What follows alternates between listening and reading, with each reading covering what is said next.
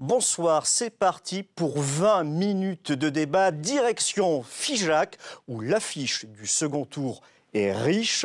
4 candidats. Figeac, une des 16 quadrangulaires dans notre grande région Occitanie, et une pointe de parité homme-femme, puisque parmi les finalistes, vous figurez, Patricia Gontier, bonsoir.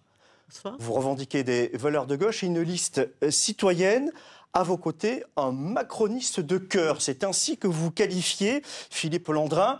Mais votre liste intègre des candidats de droite et de gauche. Avec nous également le maire sortant. Bonsoir André Mélanger. Vous allez bien? Très bien, merci. Vous avez succédé à une figure figeacoise locale, mais aussi régionale et même nationale, Martin Malvy, l'ancien ministre et ancien président de région en 2014, et vous briguez en second mandat. Enfin, Pascal Renaud, bonsoir. Bonsoir. Vous portez les couleurs d'En Marche. Alors, avant de lancer le débat, un tour d'horizon du premier tour, mais aussi de la ville de Figeac.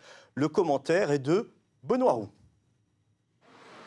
À Figeac, plane l'ombre de l'emblématique Martin Malvy, maire pendant plus de 20 ans, mais aussi celle des avions via la sous-traitance aéronautique. Ratier ou encore la pépite Figeac Aéro, qui emploie 1200 personnes, permettent à la ville d'avoir un bassin d'emploi conséquent. Et pourtant, la population stagne depuis plus de 50 ans, autour des 10 000 habitants, avec une part très importante de retraités. C'est une ville ancrée à gauche, dans un département du même bord. Le maire sortant PS brique un second mandat, mais André Mélanger n'a pas le champ libre comme l'avait Martin Malvy. Il est arrivé en tête au premier tour avec plus de 40% des suffrages. Face à lui, 3 autres listes qui n'ont pas réussi à s'entendre pour une fusion. Philippe Landrin, l'ancien référent du Lot pour La République En Marche, n'a pas eu l'investiture, mais il est arrivé second avec quasiment 25%. Derrière lui, la candidate d'hiver gauche, Patricia Gontier, 17%, et le candidat officiel de La République En Marche, Pascal Renaud. On vient de revoir les résultats du premier tour et un chiffre est très marquant, c'est celui de l'abstention, 54,46%.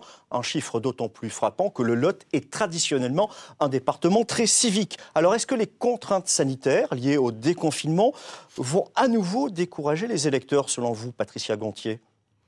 Alors, on espère forcément que les électeurs vont se déplacer parce qu'il y a un vrai enjeu pour ce second tour. Et puis, je voudrais quand même relever un point, c'est que les Figeacois ont l'habitude de voter pour les élections municipales en particulier. Et effectivement, cette abstention très forte du premier tour s'explique certainement par les conditions sanitaires, mais certainement pas que par les conditions sanitaires. Et en particulier, on s'aperçoit que ceux qui se sont le plus abstenus, ceux qui sont le moins allés voter, ce sont les plus jeunes. On a un taux d'abstention qui est arrivé à près de 70% chez les moins de 30 ans. Et donc, il y a d'autres explications dans notre ville en particulier. Et peut-être que ces explications sont à chercher dans cette équipe qui est en place, comme vous le rappeliez. On voyait bien que vous lorgniez du côté d'André Mélanger. Depuis très longtemps, depuis plus de 40 ans maintenant. Et les Figeacois ont un peu l'impression que c'est une chose qui ne changera pas, qu'on ne peut rien y faire, et que cette chape de plomb, c'est pas la peine d'essayer de l'enlever parce que les élections n'y serviront pas. André Mélanger, vous êtes un épouvantail électeur ? Oui, surtout pour les élèves de Madame Gontier, parce que les jeunes, c'est quand même les élèves de l'IUT, c'est quand même tout ce qui a été fait comme force vive. Alors je regrette, moi aussi, je pense qu'effectivement, il aurait fallu d'emblée reporter d'1 an ces élections à la rentrée. Voilà, ces élections et ne pas tergiverser, faire une période comme ça entre 2 tours trop longue. Maintenant, c'est fait. Je peux assurer les électeurs figeacois que toutes les mesures sanitaires ont été prises au premier tour. Et d'ailleurs, je pense que mes challengers l'ont pu le constater, ils étaient dans les bureaux de vote, et les Figeacois aussi, et ça sera les mêmes mesures qui seront prises pour le deuxième tour. Donc on peut aller en toute confiance. D'ailleurs, il n'y a pas eu de cas non plus de Covid à Figeac. Philippe Landrin, des inquiétudes par rapport à cette participation ? Alors clairement oui, parce que comme le disait Patricia Gontier, il y a une forme de fatalisme à Figeac. On entend dire ça ne peut pas changer. En l'occurrence, si, ça peut changer. Par contre, moi je voudrais quand même préciser une petite chose, c'est que moi je suis ravi que le deuxième tour ait lieu le 28 juin. Pour la bonne et simple raison, c'est que quel que soit le résultat, j'espère qu'il nous sera favorable, tout ça ira dans le sens du territoire. C'est-à-dire qu'on a besoin aujourd'hui d'une réactivité rapide, il faut que ça avance très vite. Et si malheureusement on avait reculé encore les élections, ceci aurait mis à mal le territoire. Et donc là, c'est nécessaire. C'était nécessaire et il était indispensable que ces élections aient eu lieu. Pascal Renaud, même ligne. Il fallait voter, revoter. Écoutez, ce qui s'est passé, c'est qu'il y a eu une consultation nationale de tous les responsables politiques et que la décision a été prise autour d'un consensus quand même. Et que malgré tout, pour moi, effectivement, les conditions sanitaires n'ont certainement pas favorisé une participation normale à Figeac. Ne serait-ce qu'il y a 6 ans en arrière, la participation était à 67% quand même. Donc je pense que le 28 juin, nous serons dans des conditions bien plus favorables. Et j'espère bien que nos concitoyens à Figeac se déplaceront pour aller mettre un bulletin dans l'urne. Parce que pour moi, ce premier tour est presque, je dirais, on est presque en train de le rejouer aujourd'hui, quoi. Puisqu'on est à 4, on n'est plus à 5. Mais quelque part, vu l'abstention, je pense que rien n'est fait, tout est à faire. Alors je pose la question à tout le monde. Est-ce que d'après vous, il y a un avant et un après le confinement? Est-ce qu'à Figeac, il y a quelque chose qui s'est marqué, une rupture? Et déjà dans vos programmes, est-ce que vous avez intégré des éléments qui étaient absents avant de vivre cloîtrés pendant plus de 2 mois? Alors, des changements, non, mais des priorités qui ont évolué parce qu'il y a une urgence aujourd'hui pour accompagner la population qui a été fragilisée. Et puis, on va y revenir, donc je ne vais pas m'y attarder maintenant, mais on a des entreprises qui sont dans des secteurs particulièrement touchés à Figeac. Et donc, il est évident que l'ordre des priorités doit changer. Par contre, les préoccupations qui permettent de tourner la ville, le territoire vers l'avenir, des préoccupations en termes sociétals, en termes environnementaux, en termes de citoyenneté, sont les mêmes. Et la crise du Covid-19 a au contraire montré l'importance et l'urgence de ce type de préoccupation. André Mélanger, cette idée qu'il faut bouger les lignes maintenant, qu'il faut changer le logiciel. La crise a montré des secteurs très importants et notamment l'importance des services publics, l'importance de l'hôpital, l'importance de l'organisation municipale pour permettre de continuer à vivre malgré le confinement. Donc je crois que c'est surtout ça qui a montré que nous étions dans la bonne direction en défendant les services publics depuis toujours. Donc quelque part, le Covid a validé votre bilan d'une certaine manière. Pascal Renaud, par rapport à cette idée qu'il faut s'adapter, qu'il y a forcément des choses qui ne vont pas être comme avant, une sorte de monde d'après. Quand vous me posez la question de savoir si on a ajouté quelque chose dans notre programme, eh bien non. On était dans l'anticipation de beaucoup de problématiques qui malheureusement sont arrivées pour une très rapidement. Et la priorité qu'on donne aujourd'hui, évidemment, la diversification de l'activité économique et de l'emploi sur le Figeacois.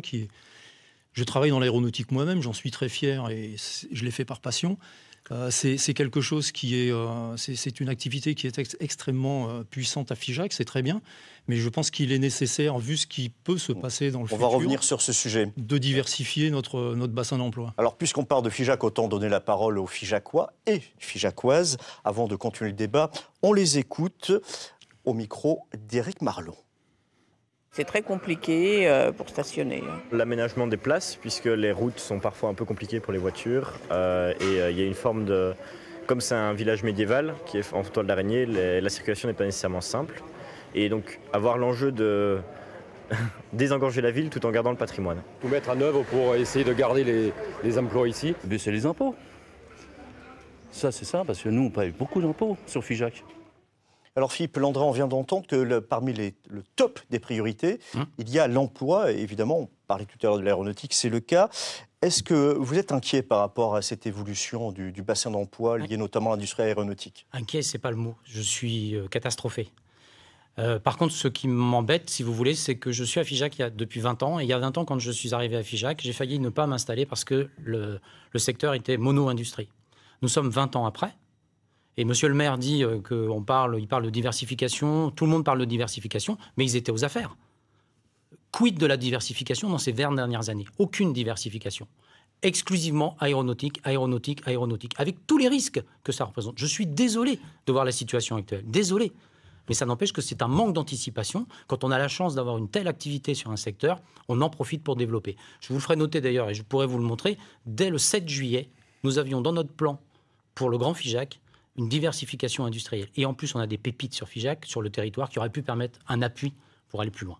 André Mélanger, par rapport à citer qu'une sorte de monoculture aéronautique. Alors d'abord, je tiens à préciser, c'est pas une monoculture, c'est pas moi qui le dis, c'est l'INSEE. 68% des emplois sont en dehors de l'industrie. Et donc déjà, l'industrie, c'est pas que l'aéronautique. Donc moi, je dis effectivement, il faut aider les porteurs de projets. Et on a aidé dans les images que vous avez faites et que j'ai vues tout à l'heure. Il y avait des startups de qualité et qu'il faut continuer à aider. Je pense qu'il faut qu'on se tourne justement à ce moment précis vers l'État pour que non seulement l'aide massive soit, comme tout le monde le réclame, vers l'industrie, et je pense dans le cas d'un Mechanic Valley, mais il faut en plus aider cette diversification. On nous aurait reproché, si nous n'avions pas surfé sur la vague, on nous aurait dit vous avez laissé passer, comme on a reproché à la France de ne pas surfer sur la vague de la croissance. Donc on a fait ce qu'il a fallu faire en ce moment-là et on est prêt pour l'avenir. On a des éléments, on a de la formation professionnelle, on a les pépinières d'entreprise, on a les hôtels d'entreprise, donc on est prêt pour ça. Pascal Renaud, comment aider à cette diversification, comment l'accompagner ? On peut l'accompagner par un peu des idées qui m'inspirent, qui viennent de ma jeunesse, où on a parlé de Figeac Aéro. Figeac Aéro est une entreprise qui est issue d'un essaimage qui s'est produit dans les années 90. Donc on n'est pas en train de parler d'hier, on est en train de parler de 30 ans. Et ce qui veut dire que malheureusement, on ne peut que constater effectivement qu'aujourd'hui, on a pris vraiment un mur de pleine face au niveau de l'aéronautique. Je suis bien placé pour le savoir parce que j'y travaille, qu'on ne va pas s'en remettre avant 2023 au mieux. Et que quelque part, la diversification qui était dans le secteur de l'aéronautique à l'époque, il faut arriver à la mener maintenant sur des secteurs beaucoup plus larges, de manière à ce qu'on atteigne une certaine autonomie, que ce soit aussi bien dans le domaine de l'emploi que dans d'autres domaines aussi qui sont dans notre programme, entre autres l'alimentation. Patricia Gantier, par rapport à cette idée de développement économique, d'une sorte d'évolution, d'une diversification, vos propositions ? Alors d'abord, je voudrais revenir sur un point. Effectivement, il faut aider l'aéronautique et c'est une pépite que nous avons eu la chance d'avoir à Figeac avec la première pierre de l'usine Ratier en 1939. C'est une longue histoire. Mais pour autant, ce n'est pas parce qu'on aide une entreprise qu'on ne peut pas demander des contreparties. Et les collectivités locales ont mis beaucoup d'argent dans ces activités industrielles et beaucoup moins dans d'autres activités qui sont tout aussi importantes pour le territoire. Et puis, on ne leur a pas demandé de contrepartie en termes social, en termes environnemental. Et donc aujourd'hui, il faut profiter de ce changement de modèle pour essayer d'orienter l'activité différemment. C'est vrai avec les secteurs qui doivent être développés. Donc tout ce qui correspond à une économie de proximité, un accompagnement du commerce qui a été pendant très longtemps la partie délaissée de l'intervention de la municipalité, un accompagnement de l'agriculture, du maraîchage, dont on sait qu'il faut relocaliser ces activités. Et puis les entreprises industrielles, on les accompagne, mais on les accompagne aussi pour qu'elles s'orientent vers des activités plus respectueuses de l'environnement. On parle de l'industrie, justement, Philippe Landrin. Il y a un paradoxe à Figeac, c'est qu'il y a un bassin d'emplois industriels, plus de 2200 emplois.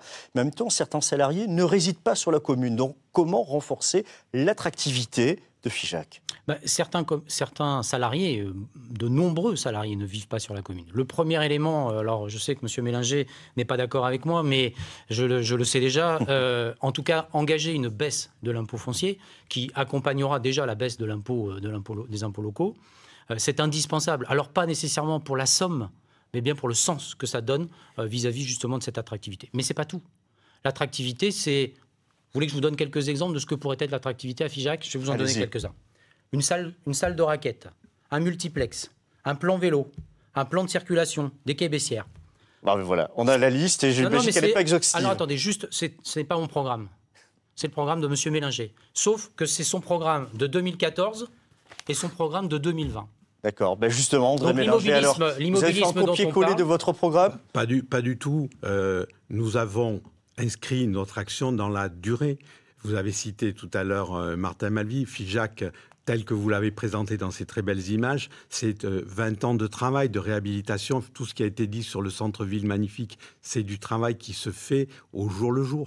Mais c'est aussi des emplois. Nous misons demain sur notre patrimoine, sur l'attractivité culturelle, sur notre environnement préservé pour faire venir les Figeacois, faire venir des gens qui veulent travailler à la ville, mais la ville à la campagne. C'est ça qui fait notre atout. Et on voit encore ces belles images. Donc ça ne peut pas se faire. Et effectivement, c'est dans la durée que ça s'inscrit. C'est dans cette durée que nous nous inscrivons. Pascal Renaud, l'attractivité et cette sorte de stagnation démographique dont parlait Benoît Reux dans son desk, dans son sujet, est-ce qu'effectivement on peut y remédier et comment ? On peut y remédier avec beaucoup de solutions, mais je pense qu'il y a une nécessité impérative, c'est de se projeter sur un avenir de 10, 20 à 30 ans. C'était quelque chose qui existait, que j'ai connu quand je suis arrivé à Figeac. Monsieur Mélinger parle de durée, je suis d'accord avec lui, mais ça fait déjà pas mal de temps que toutes ces rénovations ont été initiées par monsieur Martin Malvy, qui avait vraiment une vision sur le long terme. Et malheureusement, depuis quelques années, on est dans une stagnation complète. C'est une raison majeure pour laquelle moi je me suis présenté avec toute mon équipe, parce qu'on n'a pas de perspective individuelle ou collective à long terme. On est sur une politique de la rustine. Patricia Gontier, est-ce qu'effectivement il manque un souffle pour que Figeac soit un peu la belle endormie que vous allez essayer de réveiller? Alors, une politique sur la durée, bien sûr. Par contre, sur la durée, il faut aussi s'adapter aux conditions, à l'environnement dans lequel nous nous trouvons. C'est plus le même aujourd'hui qu'à l'époque où, effectivement, nous avons eu la chance d'avoir un visionnaire sur Figeac, avec une rénovation du centre-ville qui est de très grande qualité. Mais aujourd'hui, si on a du mal à attirer, voire à fixer les jeunes actifs, parce que la difficulté, elle est là pour notre démographie vieillissante, c'est qu'on a peu de jeunes actifs qui s'installent. Un tiers, en fait, de ceux qui travaillent dans nos entreprises habitent à Figeac. Pourquoi? Parce que la ville n'a pas su s'adapter. Et effectivement, on ne répond pas aux besoins et aux nouveaux usages. Malheureusement, nous, on va devoir s'adapter au temps qui passe. Et c'est déjà la dernière partie de l'émission, c'est-à-dire le tour de table et le tirage au sort à désigner Philippe Landrin. C'est à vous, face caméra. Quelques mots, moins d'une minute. Alors, on va essayer de tenir en moins d'une minute. Moi, je voudrais m'adresser aux 5628 Figeacois qui n'ont pas voté pour André Mélinger et sa liste au premier tour. Vous êtes 5628. Il n'y a aucun fatalisme. 28 juin, vous avez une seule question à vous poser. Stop ou encore? Et si vous dites stop, il n'y a pas 50 solutions. Il n'y en a qu'une. C'est voter pour la liste Figeac, autrement, la liste orange. Voilà, qui est synthétique. Pascal Renaud, même exercice, synthétique, rapide, quelques phrases à peine. Alors je dirais simplement en m'adressant à tous les Figeacois qu'effectivement, on est sur une répétition du premier tour, que pour moi, rien n'est fait. Tout reste encore à faire, tout reste encore à décider, tout est possible. Il y a vraiment une deuxième chance pour Figeac, d'élire une équipe qui a envie vraiment de changer l'avenir de cette ville sur le temps long, sur tous les aspects environnementaux, emploi, sur une école plus inclusive et également un plan de déploiement de mobilité alternative qui n'existe malheureusement pas aujourd'hui à Figeac. Patricia Gontier, c'est à vous. Il n'y a effectivement aucune fatalité à reconduire systématiquement la même équipe qui, comme on nous le rappelait à l'instant, n'a plus de projet pour l'avenir et se contente des réalisations du passé. Il est possible aujourd'hui de proposer une réelle alternance et une alternance à gauche. Et donc, si nous allons voter, si nous voulons vraiment que ça change, c'est possible. Et tout est possible le 28 juin dans les urnes à Figeac. Là aussi, esprit de synthèse, tout est dit en quelques phrases. André Mélinger. Merci à ceux qui nous ont fait confiance, et non seulement au premier tour en nous plaçant largement en tête, mais aussi depuis des années. Nous avons une équipe d'expérience, mais renouvelée, et qui saura relever les défis qui s'imposent à nous, qui sont ceux de l'après-crise, qui sont ceux du quotidien. Et notre meilleur atout, c'est notre savoir-faire. Vous savez, quand on veut connaître un homme, on doit plutôt regarder ce qu'il fait plutôt qu'écouter ce qu'il dit. Écoutez, merci d'avoir accepté cette invitation et ce débat. Merci d'avoir pris la route et bon retour sur Millau. C'est fini pour ce soir, mais les débats continue sur France 3, après Figeac aujourd'hui, demain Rodez, et toute l'actualité de la campagne, c'est évidemment dans nos journaux télévisés, sur notre site internet, également sur notre blog politique, où vous aurez les confidences, les coulisses, parfois le fact-checking en bon patois, c'est-à-dire le décryptage de la campagne. Bonne soirée, à très bientôt et prochain rendez-vous donc pour la soirée électorale le 28 juin, 14 points de duplex, tous les résultats et sur ce plateau, des invités. Ne manquez pas ce rendez-vous. Vous pouvez même prévoir éventuellement un petit panier repas car ça va durer après 23 h. En attendant, bonne soirée.